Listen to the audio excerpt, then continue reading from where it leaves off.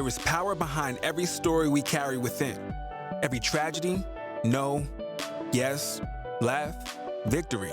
And every testimony that is incubated within our souls have power. The power to transform, from tragedy to crown, from obstacle to opportunity. And all the moments in between make us wiser. Watch Candid Conversations with Charissa for impactful, unheard moments that will certainly spark your power and inner truth to shift, heal, and restore your life. It's time to get real, uncover, unlock, unpack, set free, and increase the dialogue to change a life. We all start somewhere and end in places of destiny. Get ready for the long-awaited Candid Conversations with Charissa. Hey family, Candid Conversations with Charissa is back and we are about to be lit. The conversation is continuing. We are continuing to be raw, deep, real, and transparent and transformational. We are going to start off this season talking about love and marriage, dedicated to all of my married couples and those aspiring to be married. Then we're going to get into dating and sex for all my single couples. And then we are going to talk about forgiveness, because forgiveness is not about the other person. It is for you. We're going to talk about isolation. We're going to talk about the benefits of sometimes being alone. We're going to talk about putting you first and why that is so much more important for you to start influencing others. Then we're going to talk about how you are the creator of all of your creation, needing no permission to do what you want to do and can do. Then I am going to give you a sneak peek and follow up on me actually going home, where I was able to get the freedom that I need. So pull up a chair. Every Thursday, we're going to be here on YouTube watching Candid Conversation with Charissa, a show that was created just for you. So last season, I mentioned and said to the world that I was going to, this year of 2021, while I was home visiting for Christmas, that I would go home to the house that I grew up in, which was my parents' house up until the day they passed. And me going home was the fact that I hadn't been home since they passed. I think I was told, because everything is a blur, that I had come to the house at least once or twice, but I made it to the front door and that was it. I couldn't go in. I just wasn't ready. But I was ready. And so a lot of people, believe it or not, clearly have watched the episode last season, and I've been getting the question, did you go? Did you go? So I wanted to kind of follow up with everyone and let them know that I did go. Now let's rewind for a few weeks, because up until the time I went, I wasn't gonna go. I had already made up my mind, COVID, unfortunately, is taking over.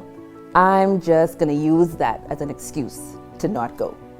And it's almost as though I started telling myself, like, if I don't go, then I don't have to go through it. I don't have to feel. I don't have to process. I don't have to anything. And make a long story short, at the last day, the day before we were leaving, my husband said to me, he said, so, you got one more day left in the Bahamas. I said, I'm wondering where he's going with this. And he said, so, when you go into the house? I was like, maybe tomorrow. I don't have a choice. So he was like, okay, I was just checking. I said, yeah, I've been thinking about it, but we had to be in isolation. So I was like, I'm off the hook. I could just tell everybody it's COVID and they'll understand. But he did not let me have that. So fast forward to the day that we went. Like I said I was going to do, I grabbed my aunt, I grabbed my cousins, my husband went, and I said, okay, we got to go today. Pick a time, we went, and all the time leading up to that, I had this fantasy in my head and my mind of what it would look like, what it would feel like, what the process would be. And that fantasy is what I was preparing for. So I was preparing for hurt and pain and someone taking off the scab again and adding salt to the wound. I was preparing for, man, I really don't want to go and see their room again, or what it would look when I see their photos. And I remember my brother telling me he hadn't changed anything. So what it would look like, just how it was right before they passed. I had this fantasy of the gut feeling and the hurt and the ball in my throat that I would be feeling. I didn't want that. So I was preparing for that fantasy. I was preparing for also what I don't know what will happen. And then I get there, and reality was very different from my fantasy.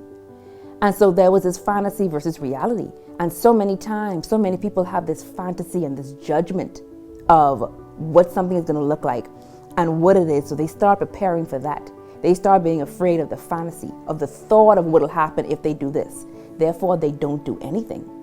Where in reality, walking up to the house with the family was beautiful.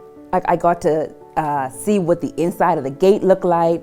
I was able to see that, okay, clearly we hadn't had any landscaping done, but Mom would have had this place all sorted out and beautiful and just well kept. We talked as we get into the door, and even though I was moving slow to get to the door, nonetheless, I didn't have this heaviness. And then it's time to go in. And I paused because I knew I had to do it, but I also knew that I had my tribe behind me. So reality, walking up to the door and going in, and my aunt and I would talk from time to time. So I knew what was the possibility of what I would meet at the front door. And so I walk in, and I can smile about it because I literally was afraid of a fantasy that just had me gloomy and just worn down and in despair.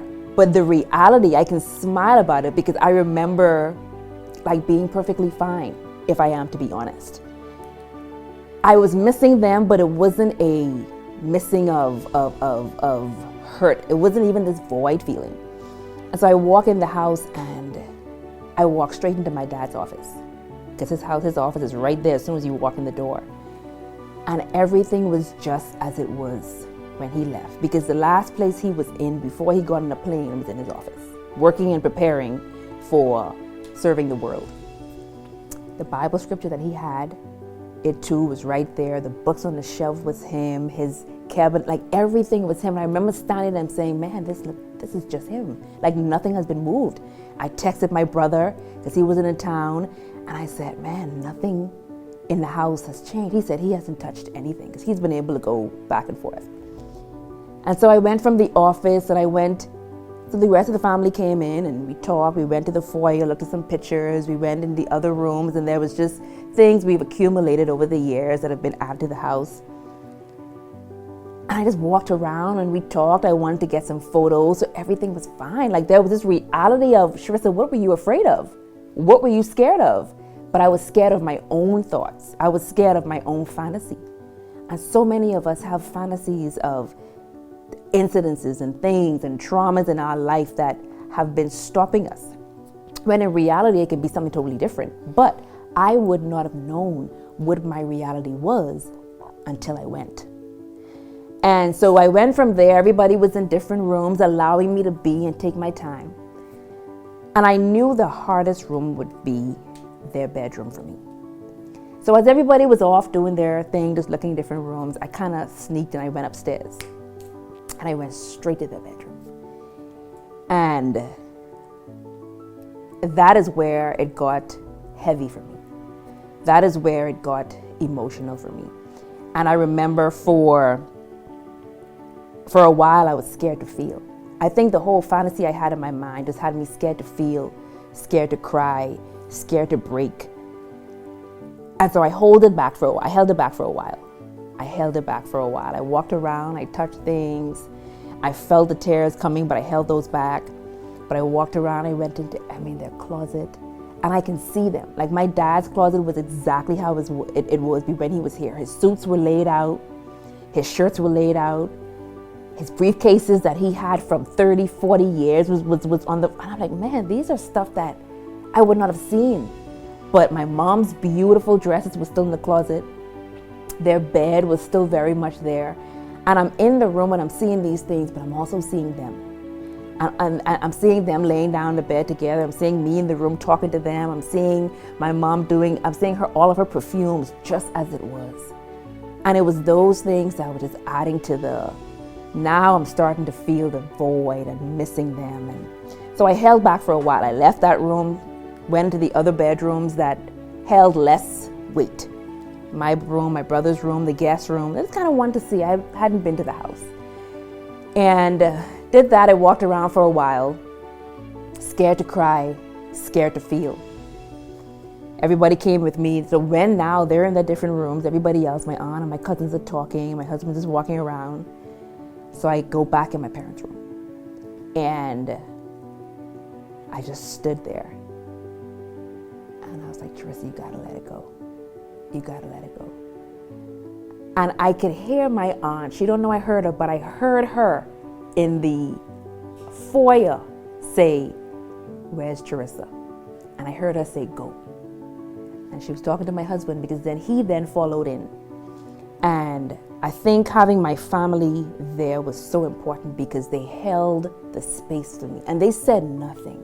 They didn't ask me any question. They didn't crowd me. They just held the space.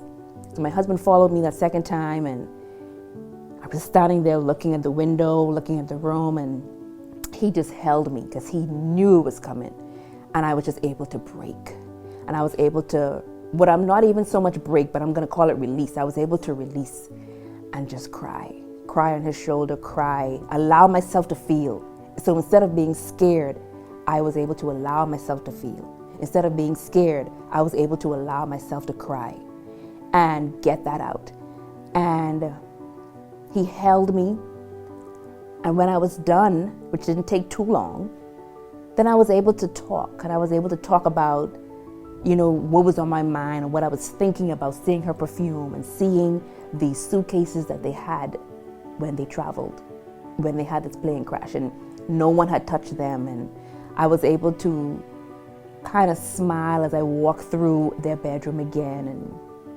And I was no longer scared to feel. I was no longer scared to cry. Like just having that village around me and the community was everything, but also having the community of people that I knew that I had just talked to months ago on the same show and telling them, I'm going to go home because there's clutter that I have to clear.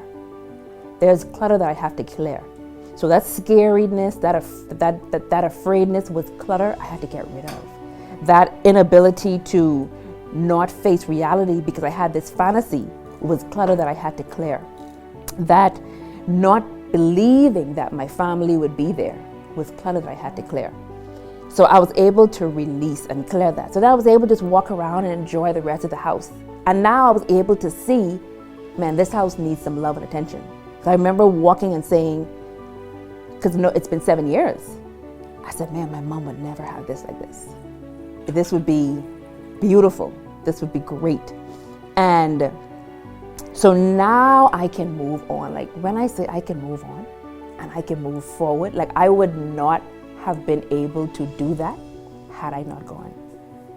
Like no one has ever heard me say, I can move on, I'm ready to go to the house, I just can't do it. It's just been like everyone has always heard me say, I can't. But there's this now, this capability and this capacity for me to move on and move forward. I can even think about the house now and how my brother and I can, do what we want to do with it, and we can go in and go through stuff, and I can enjoy going through what they've left behind. And I can enjoy fixing it up the way my mom would and what the yard would look like when she was here. But I couldn't do that. I couldn't do that with my brother. I couldn't do that because I wasn't ready. I wasn't there. I had this fantasy of down there dying if I allowed myself to feel. But now I'm at a place where no, like I'm okay. Like I can move on, I can move forward. And so that day did 3 things for me. It reignited me. When I say there was a fire that had totally been gone, it has been totally out. And it reignited that fire for me to appreciate, even though there's hurt, and even though there's pain, even though there's miss, and even though there's void, there are still memories, there's still love, there's still joy, there's still family, there's still unity, there's still harmony in this house, because that's what our family was about. And I just got reignited because there was so much holding on to, like there was so much tightness. And now there's this, the oils and the whatever, the wood that's needed for the fire to now bloom and blossom and just blow again is there. And then it also found me. And I say found because I did not know. I had no idea how lost I was. No idea how lost I was in my own fantasy of what it would be if I went home. And going home is now, like, I feel so found. I don't feel lost again. I don't feel blank again. I just feel completely full and found, having released that. And then, there was this emptiness that was there. I didn't know that. I felt the void of them not being there, but there was still an emptiness for me as I build my legacy, there was something missing. And now there's that fullness that I feel. There's that foundness that I have. And then there's that reignition, that reignition of the fire that has been missing for so long. So going home was, I say this now, and I kind of want to say I wish I had done it sooner. But I also am glad that I didn't, because it had to be done when I was ready to clear the clutter. I had such a relationship with the fantasy that I didn't even allow myself to appreciate what the reality would be. And now the reality is so much better than the fantasy I had. So many of you have heard me say I would go to the house. Now you've heard me say that it is my time to do something that I hadn't been one to do for so long. I was scared, I was afraid, I was gung-ho that no one was gonna make me do it. And I got to a point when I realized, Charissa, for you to continue to grow, for you to continue to build, for you to continue to transform your life, there are gonna be some things that you have to do that are challenging. There are gonna be some things that you have to do that are gonna possibly take you back to that breaking point before it now re-pieces you together. There are going to be some things that you're going to have to do that's going to be considered a sacrifice. And I did that. Why? Because the clearing of the clutter, the other side of the clearing of the clutter was so important and is so much more valuable. So I encourage any of you who you've had something. It may not be having to visit your childhood home, or it may not be, having the loss of a loved one, but you are needing to do something that you are afraid of, and you're not even making the move. Consider the fact that you're scared of the thought of what may happen when you do what you want to do. There's a fantasy that you have in your mind that you have concocted on what'll happen if you do it. Sometimes that fantasy is exactly that, a fantasy. The reality can be so much more beautiful, but we will only know what that reality is unless we tap into it, unless we actually challenge ourselves to do it. And I would have never known the reality of being reignited. I would never known the reality of being full and found if I hadn't done exactly what I was scared of. So sometimes you have to face your fear. You have to do what you are afraid of. You have to actually overcome that fear by actually doing that thing. And the one thing I would also say is, don't do it alone. You are not alone. I was not alone. I had my husband, and I had physical people and people that I was in relationship with, my aunt, my cousins. Like, I had my family there who were able to join with me and hold the space when I needed. And sometimes you just need someone to hold that space for you, to let you know that, guess what? It is safe for me to be scared, but it is also safe for me to be able to reach and experience the reality of something that can be so beautiful.